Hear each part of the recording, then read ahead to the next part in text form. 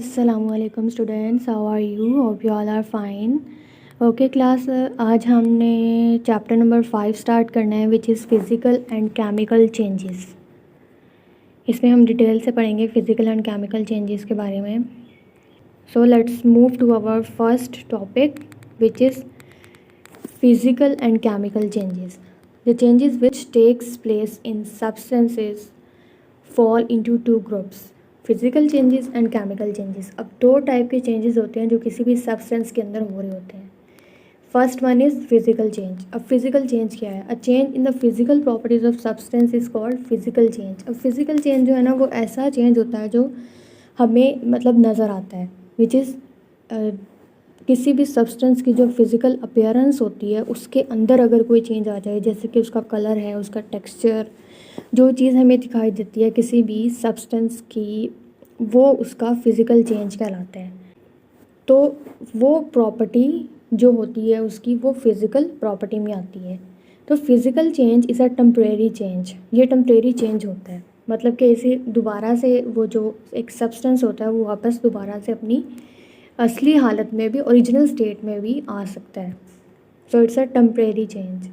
The form of substance appear as a result of physical change can be reversed into its original form by a simple physical method. तो कह रहे हैं कि एक हमने इस किसी भी सब्सटेंस के अंदर कोई भी फिज़िकल चेंज करवाया है, तो हम उस फिज़िकल चेंज को एक फ़िज़िकल मेथड के थ्रू दोबारा से उसकी ओरिजिनल स्टेट में लेके आ सकते हैं उस सब्सटेंस को चेंजिंग के बाद. फॉर एग्जांपल यहाँ पे आपको फिगर दिखाई हुई है, ये पिक्चर, जिसमें 5.1 पानी जो है वो बॉयल होगा और फिर बॉयल होने के बाद वो वेपर गैशियस स्टेट में आ जाता है, विच इज़ द स्टीम की फॉर्म में. स्टीम मतलब कि गैस की फॉर्म में, ठीक है. और फिर दोबारा से पानी जो है वो कंडेंस होगा. कंडेंस होने के बाद लिक्विड स्टेट में आएगा और लिक्विड स्टेट से अगर हम उसे 0 डिग्री सेंटीग्रेड टेम्परेचर प्रोवाइड करेंगे तो वो फ्रीज़ हो जाएगा. तो उस स्टेट में पानी क्या होगा, वो सॉलिड स्टेट में होगा. मतलब कि यहाँ पे पानी की 3 स्टेट्स चेंज हुई है. फर्स्ट में पानी जो था वो लिक्विड स्टेट में था, देन फिर वो जब हमने पानी को बॉईल किया तो वो गैस की फॉर्म में आ गया, और फिर पानी को जब क्या कहते हैं कंडेंस किया 0 डिग्री सेंटीग्रेड पे, मतलब फ्रीज़ करवाया पानी को, तो वो सॉलिड स्टेट में आ गया, विच इज़ जो उसकी स्टेट जो थी वो आइस की स्टेट में कन्वर्ट हो गई. तो इस तरह जो है वो पानी जो है, अब क्या कहते हैं, उसकी हमने फिज़िकल स्टेट, उसकी फ़िज़िकल अपीयरेंस तो चेंज कर दी, ठीक है, लेकिन फिर दोबारा से हम उसे अपनी ओरिजिनल स्टेट में भी लेके आ सकते हैं. This is the physical property of water in which water changes its states from one form to another form, from solid to liquid, liquid to gas. इस तरह पानी जो है वो अपनी फ़िज़िकल अपीयरेंस जो है वो चेंज कर सकता है, ठीक है. For example water on freezing changes into ice which can be reverse into liquid. Water on heating, वही बात जो मैंने अपने आपको बता दी है कि वाटर जो है वो फ्रीज़ होकर आइस में चेंज हो जाता है, और फिर रिवर्स भी हम कर सकते हैं ऐसे लिक्विड में हीट करने के बाद. Water on heating changes into steam, और जब हम इसे इतनी हीट प्रोवाइड करें कि ये बॉयल होना स्टार्ट हो जाए तो उस स्टेट पे ये स्टीम की फॉर्म में आ जाता है, which can be reversed to liquid water and cooling.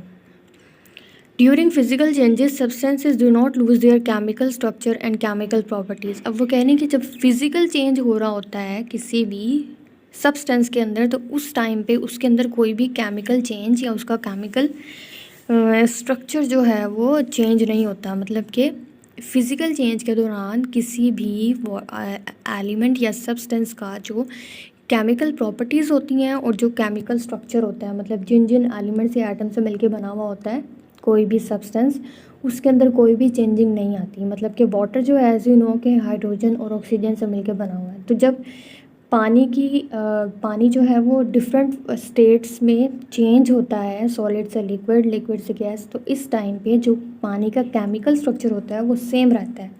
उसके अंदर कोई चेंजिंग नहीं आती. उसके अंदर 2 ही हाइड्रोजन और 1 ही ऑक्सीजन प्रेजेंट होता है. डैट्स मीन के उसका जो स्ट्रक्चर होता है वो सेम रहता है, चाहे वो आइस की फॉर्म में हो, वेपर की फॉर्म में हो, या लिक्विड की फॉर्म में हो. अब यहाँ पे उन्होंने आपको और एग्जांपल्स दिखाई हुई हैं फिज़िकल चेंज की. ऊपर तो एग्जांपल थी वाटर की, अब यहाँ पे आ जाती है जिंक ऑक्साइड की एग्जांपल. जिंक ऑक्साइड एक कंपाउंड है heating of zinc oxide. Zinc oxide is a white solid substance. White colour का सब्सटेंस होता है, सॉलिड प्रेसिपिटेट्स होते हैं जैसे कि शुगर के होते हैं, बिल्कुल ऐसे ही। It colour changes from white to yellow on heating. मतलब जब हम जिंक ऑक्साइड को हीट प्रोवाइड करेंगे तो उसका कलर जो है वो वाइट से येलो होना स्टार्ट हो जाता है। एंड देन ऑन कूलिंग, अब देखें कि फ़िज़िकल चेंज में क्या हो रहा है कि किसी भी उस एलिमेंट की जो चेंजिंग हो रही है वो हमें दिखाई दे रही है, हमें नज़र आ रही है। ठीक है, अब उसका कलर जो है वो क्या हो रहा है, चेंज हो रहा है। पहले क्या था, वाइट था, फिर येलो हो गया हीट करने से। और फिर जब वो दोबारा कूल होगा तो it changes back to its original white colour, फिर वो दोबारा से अपने वाइट कलर में आ जाता है। This change of colour is a physical change. अब ये चेंज होता है उसका फिज़िकल चेंज कहलाता है, मतलब जो फिज़िकली हमें उसकी अपीयरेंस नज़र आ रही है।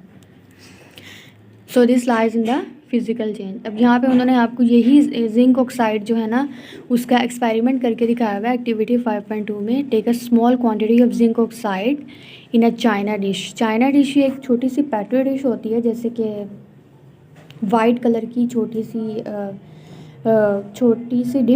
डिश टाइप होती है वाइट कलर की, जिसके अंदर उन्होंने क्या रखा हुआ है, थोड़ी सी क्वांटिटी रखी है जिंक ऑक्साइड की। जिंक ऑक्साइड का ओरिजिनल कलर है वाइट। ठीक है, जब इसे हीट करेंगे तो फिर आप ऑब्ज़र्व करेंगे उसके अंदर कलर चेंजिंग को, कि उसका कलर जो है वो आहिस्ता आहिस्ता वाइट से येलो होता जा रहा है। Stop heating and observe the reverse of physical change and cooling. और फिर आपने स्टॉप कर देना है हीट करने। जब उसका कलर जो है वो येलो हो जाएगा तो उसके बाद आपने हीट करना, उसे स्टॉप कर देना है। तो थोड़ी देर बाद वो वापस अपनी ओरिजिनल स्टेट पे आ जाएगा, मतलब उसका कलर जो है वो आहिस्ता आहिस्ता वाइट होना स्टार्ट हो जाएगा और दोबारा से वो अपनी ओरिजिनल हालत में आ जाएगा। तो physical changes doesn't make new substance. Physical change के थ्रू कोई भी नया सब्सटेंस नहीं बन रहा, सब्सटेंस वही रहेगा, उसकी केमिकल प्रॉपर्टी सेम रहेगी, सिर्फ उसकी फिजिकल अपीयरेंस जो है वो चेंज हो रही है। When sugar is dissolved in water, a sweet solution formed is different from a pure water.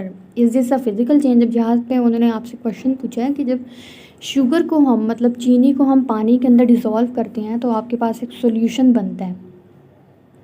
अब वो सॉल्यूशन जो बन गया आपके पास, वो कह रहे हैं कि क्या ये भी एक फ़िज़िकल चेंज है? तो yes, this is also a physical change, क्योंकि उसके अंदर जब ये सॉल्यूशन बन जाता है तो उसके अंदर आपके पास कोई नया सब्सटेंस नहीं बन रहा। अब जो शुगर के अंदर जो केमिकल प्रॉपर्टी है वो उसकी सेम है, वाटर की भी केमिकल प्रॉपर्टी सेम है, तो इसमें उसकी जो है वो फिज़िकल अपीयरेंस जो है वो चेंज हो जाएगी थोड़ी सी। मतलब पानी पहले क्लियर नज़र आ रहा था आपको, अब थोड़ा सा वो मिल्की सॉल्यूशन बन जाएगा। सो उसके जो सॉल्यूशन जो होगा उसकी पानी की जो फिज़िकल अपीयरेंस है वो चेंज हो जाएगी, लेकिन उसकी केमिकल प्रॉपर्टीज़ जो होंगी वो सेम रहेंगी। केमिकल प्रॉपर्टीज़ के अंदर कोई भी चेंजिंग नहीं आएगी। नेक्स्ट आपके पास है heating of nichrome wire. Nichrome wire जो है वो एक सिल्वर ग्रे कलर का मेटल होता है, मेटल का मिक्सचर होता है। इसके अंदर नाइक्रोम के अंदर आपके पास दो एलिमेंट्स आ जाते हैं, एक निकल और एक क्रोम। क्रोम और निकल का कम्बिनेशन होता है, जिसके कंबाइन करके ना ये एक अलॉय बनता है, जिसके मतलब कम्बिनेशन ऑफ टू और मोर मेटल्स फॉर्म अलॉय। तो नाइक्रोम, निकल और क्रोम जो है मिलके नाइक्रोम बनाते हैं। तो नाइक्रोम की वायर जो होती है ना उसका कलर होता है सिल्वर ग्रे, ओरिजिनल कलर होता है इसका silver grey. On heating it first become red hot and then white hot. अब क्या कह रहे हैं कि जब आप इसे हीट अप करते हैं तो हीट करने के बाद क्या होता है कि इसके अंदर दो कलर की चेंजिंग आती है। फर्स्ट वन, इसका कलर जो है वो रेड हॉट हो जाता है, रेड कलर का हो जाता है, और फिर उसके बाद आहिस्ता इसका कलर जो है वो हो जाता है white. On cooling at original silver grey colour is return. और फिर उसके बाद क्या होता है कि इसका जो ओरिजिनल ग्रे कलर है कूल करने पे दोबारा से वापस आ जाता है। तो इस तरह इसकी फ़िज़िकल अपीयरेंस जो है यहाँ पर चेंज हुई है। मतलब उसका ओरिजिनल कलर था सिल्वर ग्रे, फिर उसने अपना एक फ़िज़िकल चेंज हुआ उसके अंदर हीट करने के बाद। ठीक है, हीट करने के बाद पहले उसका एक कलर आया red hot and then white hot, फिर उसके बाद कूल करने के बाद दोबारा से उसने अपना ओरिजिनल कलर जो था वो अटेन कर लिया। Dissolving common salt in water. अब ये भी एक एग्जांपल है फिज़िकल चेंज की। When some common salt is mixed in water it dissolve. नमक ऐड करते हैं पानी के अंदर तो क्या होता है, वो डिज़ोल्व हो जाता है। So it's a physical change because the salt remain the same chemically in the solution and can be separated by boiling the solution. अब क्या होता है कि मतलब साल्ट को जब हम पानी के अंदर ऐड करते हैं तो वो केमिकली क्या हो जाता है, मिक्स हो जाता है उसके अंदर, सॉल्यूशन के अंदर। इसमें भी फिज़िकल चेंज ही होता है, इसके अंदर कोई भी केमिकल चेंज नहीं होता। और हम फिज़िकल चेंज जो होता है उसे दोबारा से हम अटेन कर सकते हैं। मतलब कि अगर हम कोई चेंजिंग करवाई है तो वो चेंजिंग जो है वो हम रिवर्स बैक भी करा सकते हैं। मतलब हमने पानी के अंदर नमक को ऐड किया है तो नमक को हम पानी से सेपरेट भी कर सकते हैं। So it's a physical change. किस तरह सेपरेट करेंगे कि उस वो ही पानी जिसके अंदर हमने नमक ऐड किया उस पानी को बॉईल करेंगे, इतना बॉईल करेंगे कि वो पानी जो है वो सारा वेपर्स की फॉर्म में इवापोरेट हो जाए और नीचे जो है वो नमक के प्रेसिपिटेट्स बच जाएं। तो इस तरह जो फिज़िकल चेंज होता है उसे हम दोबारा से रिवर्स बैक भी करा सकते हैं। सो ये बट केमिकल चेंज अगर किसी भी सब्सटेंस के अंदर हो गया तो इट इज़ इरिवर्सिबल, वो दोबारा से रिवर्स बैक नहीं हो सकता। On boiling water evaporates and white residue of common salt is left behind. और फिर क्या होता है कि पानी जो है वो इवापोरेट हो जाता है और जो वाइट रेजिड्यू होता है कॉमन सॉल्ट का वो बच जाता है नीचे प्रेसिपिटेट की फॉर्म में। Okay, that's all about our today's topic. Thanks for watching. अल्लाह हाफिज़।